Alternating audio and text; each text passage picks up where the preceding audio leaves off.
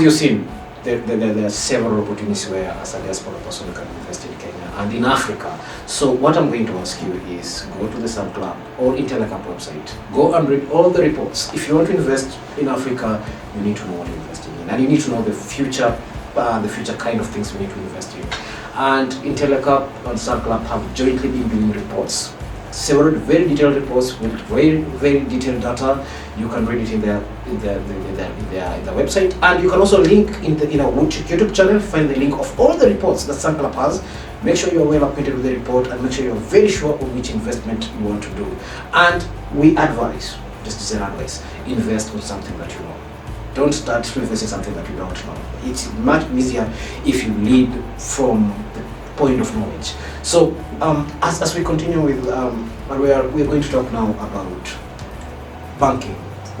Intellecap has been very frontline in ensuring that we have banks. We reduce the number of unbanked people in Africa, and the numbers are still growing. I'm sure Safaricom has done much. It has done much, and even as a country today, Kenya, we are proud to be around 80% financially inclusive. But in the sub-Saharan Africa, we still have, at a population of 530 million, we still have 350 million people are unbanked. These people are adults, and the funny part is they're not literate. They're only financially illiterate. How there are ventures for the last 7 years, and you have sensitized more on fintech. There are ventures that we have supported in fintech. There are ventures that actually release information, release knowledge on financial literacy, and more important, there are ventures that can enable you consume the financial products in this ecosystem. These are not only insurance platforms. These are not only loan platforms. These are not only bank platforms. There are many. How are you making sure that such solutions that you help impact can reach and bank the 350 million who are in sub-Saharan Africa and they are not banked? Yeah. How do we ensure that we bring these people together and they can, so that we can also exploit and they can build, I think, part of the biggest part of the angel investor that we were looking forward to build in the next 10 years. Yeah. The one thing I would make a distinction between banking people and making sure they have access to finance, because they're not necessarily the same thing. I can have access to loans through M-Pesa, but that doesn't mean I need a bank account, right? Yeah. So, and I think we've seen, particularly in Kenya, you're right, we've seen a lot of fintechs and companies that have enabled more financial inclusion to unbanked and historically sort of marginalized populations. However, there is a school of thought that says while access to finance is increasing, debt is also increasing. So are some of these fintechs actually enslaving their borrowers with very high interest rates, that are very difficult to pay off, and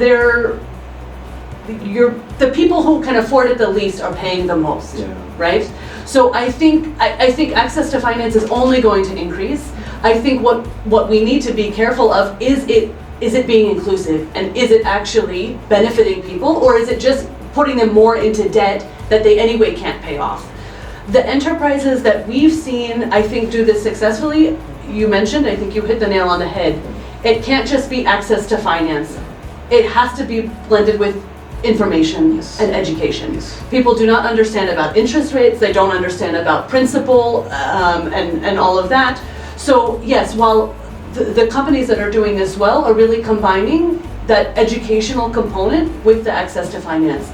There are a number of companies, as you said, who are doing this across other sectors. Agriculture, healthcare, with insurance schemes and saving schemes, so that in case you need to go to the hospital, you have a pot of money that has been saved.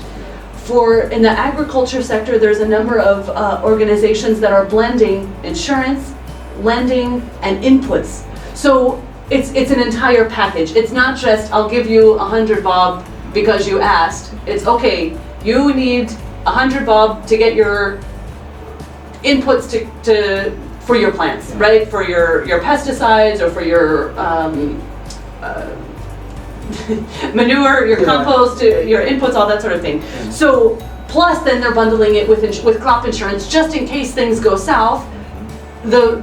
So in that sense, in case the crop fails, in case the locusts come, not only have you taken a loan for your inputs, but in case your crop dies, you also have insurance.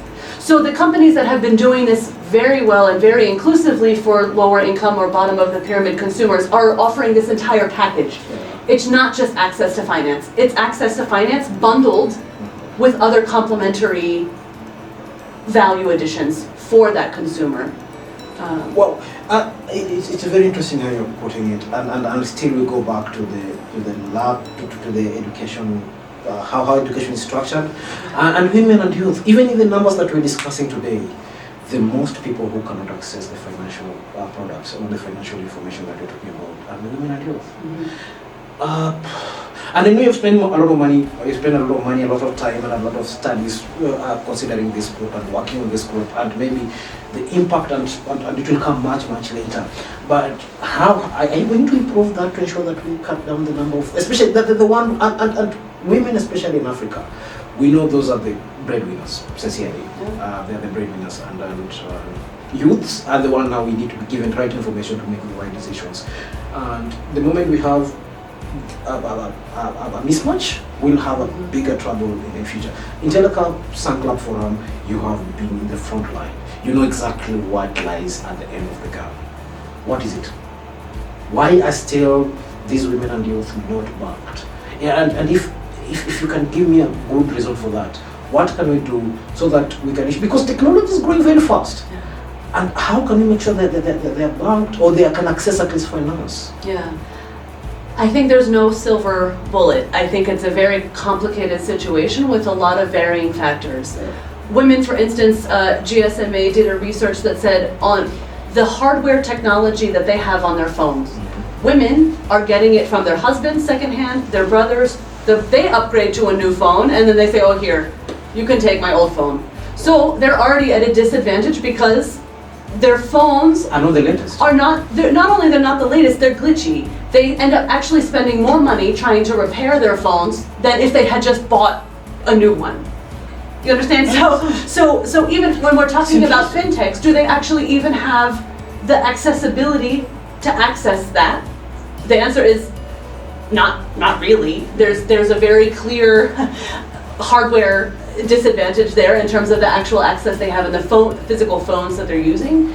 I think a lot of it is cultural. You know, as an anthropologist, the women are not the decision makers in the family. They might be better with the money, but if Mzee has it, he's gonna drink it, and so she might be hiding it under the mattress or somewhere he can't find it. And you see this particularly, there's a company that was doing clean cook stoves. And what happened was, they realized that the women in the household who are cooking on the cook stoves are not the ones who are the decision maker in the household, right? So even though they're the ones who are suffering from smoke inhalation, they are the ones who are, you know, slaving over the Chico every day, the man is the one who ultimately decides which Chico to purchase. So what they did is they added a USB port, so the excess energy that the cook stove is producing can charge Mzee's phone. All of a sudden, Mzee says, yes, buy this clean cook stove because it can charge my phone. So, you get what I'm saying? So it's a very complicated, even, there's another example in solar power. So Mzee goes out and buys a solar unit for his house, panel, light bulbs, whatever. Mzee's not the one who's using it, but he's the one who purchased it, but Mama, whoever, and the children are the ones at night who are studying, who are cooking, who are using it because of misuse, because they simply don't know. A lot of these solar devices end up getting broken or, you know, just out of shape because of misuse, because they weren't the one at purchasing to understand how it's to be used properly. I mean, those aren't necessarily examples to financial inclusion, but the point is, it's a very complicated issue. So I think that we see a lot of very innovative entrepreneurs who are trying to tweak things like the cook stove. All of a sudden, their sales shot up as soon as they added a simple phone charging port, because now it was appealing to the man of the household, even though it's a product for the woman, right? And I think the more innovative ideas that are coming, I think we're starting to see them tackle these things in a small way. So I don't think there's any one solution unfortunately, but I think we have been making progress, and I think there are a lot of really fantastic ideas out there that are addressing a lot of these issues, and it's just a matter of how do we scale them up so that they can reach more women, more youth in more marginalized communities across the continent. Wow, that's an interesting view. We can never talk about Sankalp success without talking about internet. And today we know that we have internet at our disposal, but it comes with a lot of challenges. One of them is data. Data protection. Two, we are talking about security issues. And three, we are talking about now the many things that are coming, including blockchain and Bitcoin and cryptocurrency, and we're totally confused. But the most fundamental thing that different experts from the Innovation Society have claimed that is going to be a major issue in the coming decade is internet security and data protection. And I'm glad Kenya is again one of the few countries in Africa that have already put policy papers and documents to ensure that we have a data protection. As an ecosystem, you understand human-centered design. We can go and make very nice policies, but it's not human-centered, they won't work. What is your participation and also your contribution towards data protection? And since you are different, you're impacting different industries in the same platform using basically data and using information and using internet, what challenges or what solutions are you telling the policymakers to ensure that we can have a very secure data and basically secure internet? Because 96% of the internet is dark. 96%. That's a big percentage. We only see 4% of the internet. What are you making? What measures are you putting together so that we can have a safe internet? One for our kids, two for ourselves. Three, just protect our data so that impersonation and other things cannot happen in the future. I think a lot of it goes back to education and awareness. I think people need to be aware of their rights. And Kenya is lucky. I mean, we're at a pioneering place that has good internet. Much of the continent does not have that level of access. And for me, I see connectivity as a game changer. Forget talking about agriculture, healthcare. Connectivity will drive development. The more people who are connected online, there is so much information out there that, aside from data privacy, because I think we're a little bit far from that, I would like to see more data going towards development efforts. You have drones that are able to detect crop stress before anyone else can before the naked eye can see it. I mean, these drones are highly sensitive.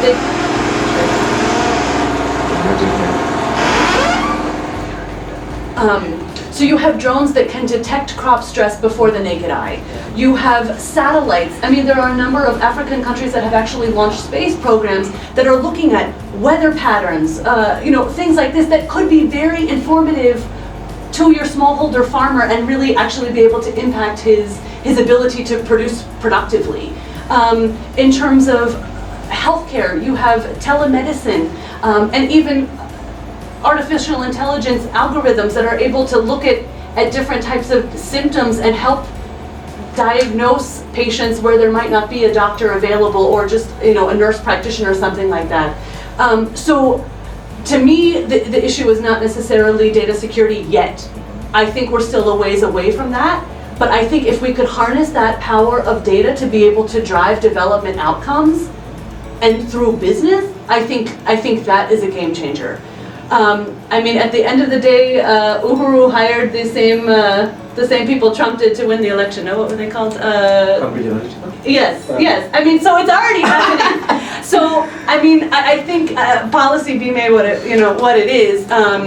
But there are people who are already using this data for maybe negative consequences. I would really like to see how can we better use that data for development purposes, because even things like data, you're talking about access to finance. Well, the reason why youth can't access finance is because they have no transaction history. They have no ability to say, yes, I'm able to repay this or that. because they've never had a bank account. So if a innovative financial technology company can look at your M-Pesa transactions and how often you're buying airtime and say, yes, okay, this guy, based on his history and their algorithms, we can qualify him for X loan. I think that's the power of data and connectivity, and if we harness that productively, there's nothing I think that would stop. As an expert, do you think blockchain is the solution to this? Because when blockchain is impacting, we can get your data from the earliest point you started giving us the data to. Do you think based on that, because you have told us one that we don't have information, some majority of people who are unbanked don't have information, and that's true. Data, basically physical, and if I tell you to produce today, if I tell you to produce your birth certificate, you might just go on the phone and just send me a picture and say, "Where's my birth certificate?" Now, unless I want to authenticate it, it's going to be the original one. However, we have seen such, I don't know how intangible certificates being blocked in blockchains, and they have been able to be used even as cryptocurrency. Do you think one of the major solutions that are going to have a silver bullet, as you put it, that will combine all those things is blockchain? There's no silver bullet. I mean, blockchain might help, but to be honest, I don't understand how blockchain works. Okay. And I wouldn't expect some smallholder farmer to put any credence in that either. I mean, there have been, arguably they used blockchain in Sierra Leone's elections was it last year or the year before last, but then it came out later that, oh no, they didn't really use it, it was just a marketing campaign. I think it can help with transparency, but it's very intangible. It's very intangible, and I think it will be difficult to convince people. Even when you're taking voting, if you're using blockchain voting, it means something when you fill out your paper and you put it in the box. Imagine if you're just doing something on a tablet. It could be locked. It could be lost. It could be gone. But it's also, it can only be locked. Like once. But my point is, it goes back to education. Who is going to be the most accepting people of that? Your most educated people who will be willing to pay. The population is base of the pyramid. They are low-income consumers. They are people who maybe just graduated primary school, if that. They are not, I think, going to be the first uptakers of blockchain. So I think it can help.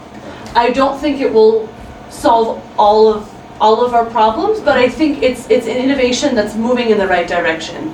And I think if it's used effectively, I do think it will help. But I don't think it's a silver bullet. I don't think there's anyone.